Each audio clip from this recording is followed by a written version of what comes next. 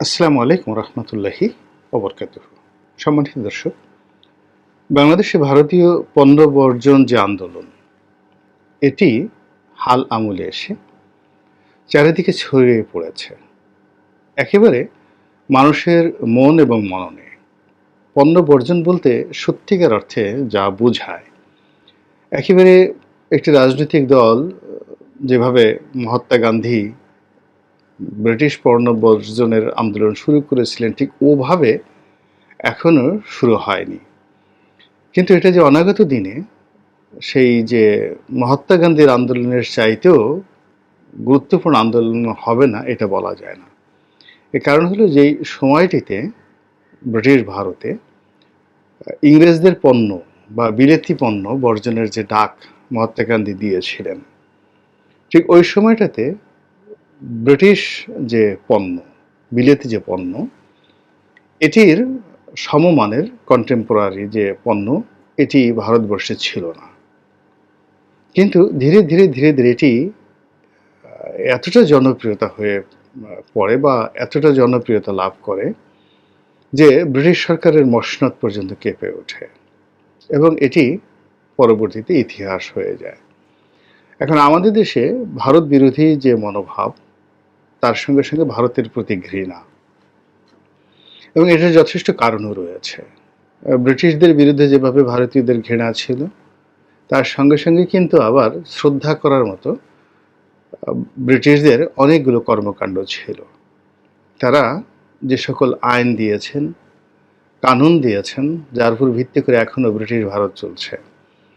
এরপর তাদের অনেকগুলো ভালো শাসক তারা দিয়েছিলেন এবং জনকল্যাণমূলক কাজ, বিশেষ করে ভারতীয় রেল পথ, তারপর গুরুত্বপূর্ণ যোগাযোগ ব্যবস্থা, টেলিযোগাযোগ ব্যবস্থা থেকে শুরু করে আন্তর্জাতিক ট্রেড অ্যান্ড কমার্স এবং বড় বড় স্থাপনা। আপনি চিন্তা করুন, একটি পদ্মা সেতু করতে গিয়ে আমাদের কি অবস্থা হয়ে গেল। কিন্তু আজ থেকে 100 বছর আগে এই পদ্মা নদীর উপর তারা হার্ডিঞ্জ ব্রিজ করে দিয়েছেন। তো এই যে ব্রিটিশদের কর্মকাণ্ড, এটি ছিল ভালো এবং মন্দে মেলানো। কিন্তু সেই দিক থেকে ভারতের সঙ্গে যে বাংলাদেশের সম্পর্ক, সেই সম্পর্কের ক্ষেত্রে ভারতকে শ্রদ্ধা ভরে স্মরণ করার মতো কিছুই নেই। মুক্তিযুদ্ধে তাদের অবদানের কথা অনেকে বলেন, কিন্তু এটি নিয়েও কিন্তু যথেষ্ট বিতর্ক রয়েছে। তারা 2 কোটি বাঙালিকে আশ্রয় দিয়েছে, কিন্তু মূলত বাংলাদেশের যে সমস্যাগুলো, অনেকগুলো সমস্যা মূলত তাদের কারণে হয়েছে বিভিন্ন সময়। কিন্তু স্বাধীনতা পরবর্তী সময় তারা আমাদের যে ক্ষয়ক্ষতি করেছে, যে সম্পদ হরণ করেছে এবং আমাদের জাতির সত্তাকে যেভাবে অপমানিত এবং অবমানিত, অবদমিত করেছে, এটি এই পাক ভারত উপমহাদেশে ভারত অন্য কোনো রাষ্ট্রের সঙ্গে করেনি। মনে হচ্ছে যে এই বাংলা নামক যে দেশটি বা বাঙালি নামক যে জাতিসত্তাটি, এটিকে মাটির সঙ্গে মিশিয়ে না দেওয়া পর্যন্ত দিল্লির মিশন শেষ হবে না।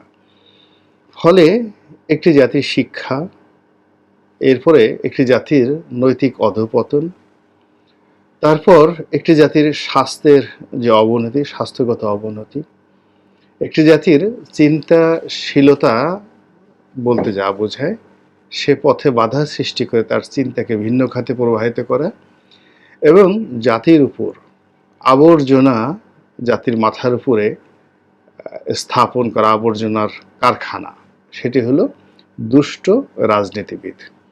আমাদের দেশে যে সকল দুষ্ট, বদমাশ, গুন্ডা রাজনীতিবিদরা বিভিন্ন সময় জাতির ভাগ্য নিয়ে ছিনিমিনি খেলেছে, তারা সকলেই ভারতের হাতের পুতুল ছিল।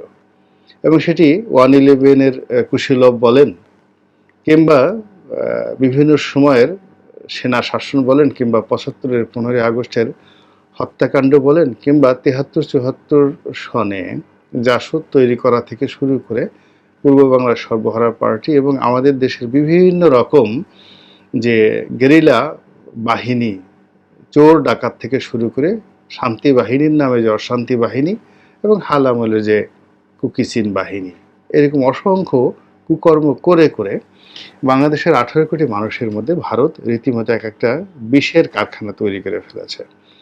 এই বিষ বাষ্প যখন টগবগিয়ে ফুটছে, ঠিক সেই সময়টিতেই তারা একটা ডামি নির্বাচন করিয়ে নিল। সেই ডামি নির্বাচন করিয়ে সমস্ত মানুষের হৃদয়, মন, মানসিকতা একেবারে ভেঙে চুরমার করে দিয়েছে।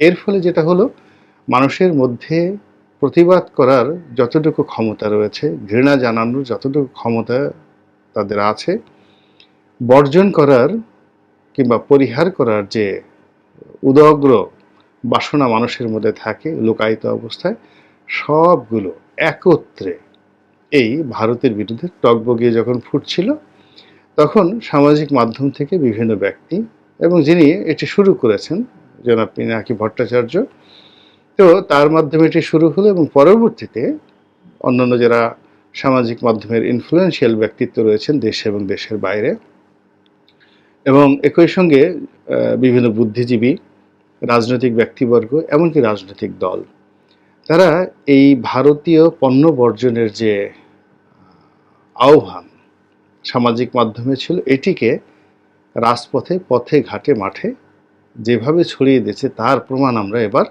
ঈদের বাজারে দেখতে পেয়েছি। প্রতি বছর ঈদকে ঘিরে দ্বিমুখী একটা বাণিজ্য হয়। এদেশের সামর্থ্যবান মানুষের একটা বিরাট অংশ, তারা ঈদ এবং পুজোতে ভারতে যায় বাজার করার জন্য। এমনকি আমাদের দেশের মধ্যবিত্ত থেকে শুরু করে নিম্ন মধ্যবিত্ত পরিবারের যারা লোকজন, তারাও বিয়ে শাদির বাজার করার জন্য স্বর্ণ, তারপর বিভিন্ন শাড়ি, কাপড়, কসমেটিক্স ইত্যাদি তারা ক্রয় করার জন্য তারা ভারতে চলে যান, কলকাতাতে চলে যান। এবং বিশেষ করে সীমান্তবর্তী অঞ্চলের যে জেলাগুলোর বাসিন্দা, তারা তো অহরহ এই কাজগুলো করেন। কিন্তু এই পণ্য বর্জনের আহ্বান এগুলো শুরু হওয়ার পর গিয়ে দেখেন যে বেনাপোল স্থল বন্দরে যে যাত্রী পারাপার, এটি আশঙ্কাজনক হারে কমেছে। এমনকি আকাশপথে ভারতের যে গমন, এটিও মারাত্মকভাবে কমে গিয়েছে। এখন ভারত নৌপথে যাত্রী নেওয়ার জন্য অন অ্যারাইভাল ভিসা, অর্থাৎ যদি কেউ জাহাজে চড়ে বসে, লঞ্চে চড়ে বসে এবং কলকাতাতে যায়, তিনি যিনিই হন না কেন, তিনি কলকাতাতে গিয়ে অন অ্যারাইভাল ভিসা পেয়ে কলকাতা থেকে বাজার টাজার করে আবার জাহাজে চলে আসতে পারবেন। এমন সুযোগ দেওয়ার পরও জাহাজ ভরছে না, বা ট্রেনে লোকজন এভাবে যাতায়াত করছে না। পুরো মৈত্রী ট্রেন বলতে গেলে খালি যাচ্ছে। আর এর ফলে যারা ভারতীয় পণ্য বাংলাদেশে এনে বাজারজাত করতেন, তারা অনেকেই লোকসানের মুখোমুখি হয়েছেন।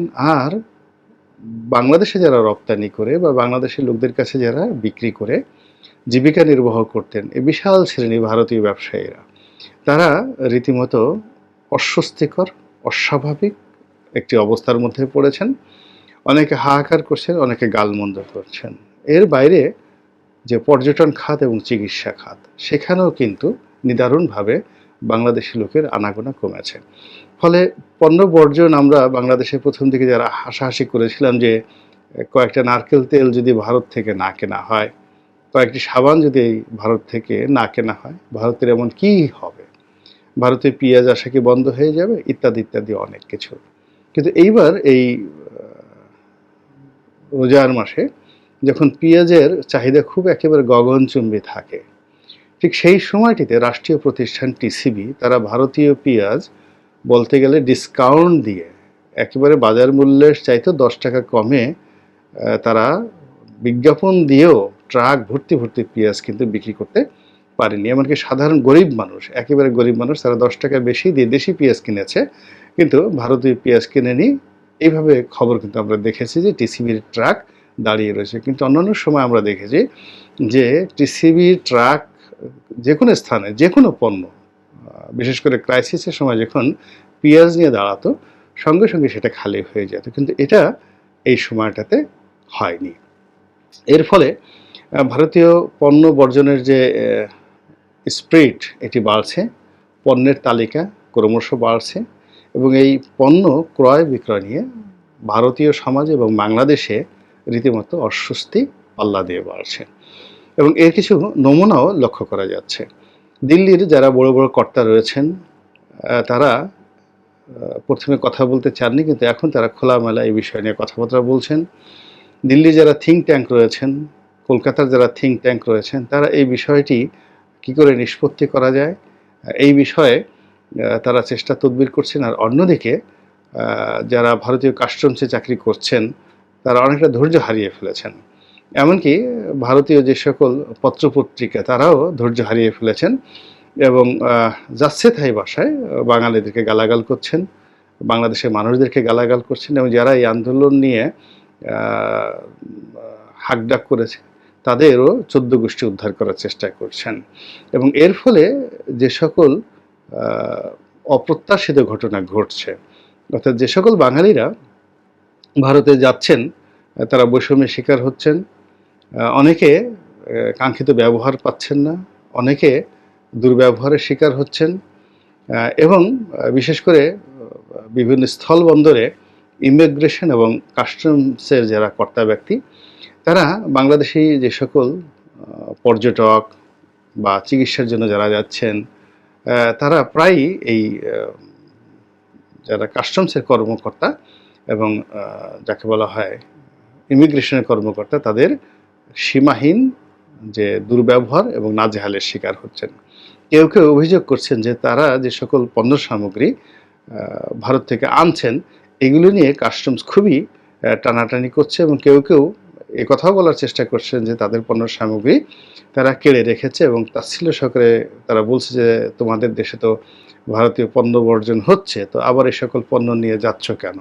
তো বোঝার চেষ্টা করেন এই যে জিনিসগুলো হচ্ছে এটি যারা এই আন্দোলনটা ডাক দিয়েছেন তাদের একটি প্রাথমিক বিজয়, এবং এই বিজয়টা দীর্ঘদিন চলতে থাকবে, কন্টিনিউয়াসলি চলতে থাকবে। এর কারণ ধরুন আজ এই যে ইসরায়েল এবং ইরানের মধ্যে যে যুদ্ধ হলো এবং ইরান যে সক্ষমতা দেখালো, এই সক্ষমতা দেখানোর জন্য তাদেরকে 40টি বছর অপেক্ষা করতে হয়েছে। কিংবা মালদ্বীপ থেকে যেভাবে ভারতকে তাড়ানো হলো তার জন্য সেই যে মামুন আব্দুল গায়ুমের জমানা থেকে একবার দেখুন যে জলদস্যুর আক্রমণ করেছিল, এবং ওই জলদস্যুদের আক্রমণকে কেন্দ্র করে ইন্ডিয়ান সেনাবাহিনী সেখানে গিয়েছিল মালদ্বীপের যে প্রেসিডেন্ট মামুন আব্দুল গায়ুমের সমর্থনে। ওই যে ভারত সেখানে ঢুকেছে এরপর থেকে কিন্তু আর বের হয়নি। তো সেই অবস্থা থেকে আজকের এখানে আনতে কম করে হলেও এখানেও প্রায় ৩০-৩২ বছর মালদ্বীপকে অপেক্ষা করতে হয়েছে। ভারত বর্জন, ভারতীয় পণ্য বর্জন এবং ভারত ঠেকাও আন্দোলনে তারা যে সফলতা দেখিয়েছে, একইভাবে নেপালও ঠিক এরকম অবস্থার মধ্যে কিন্তু ৩০-৩৫ বছর তারা সংগ্রাম করে আজ ভারতের কবল থেকে বা রাহু থেকে মুক্ত হয়েছে।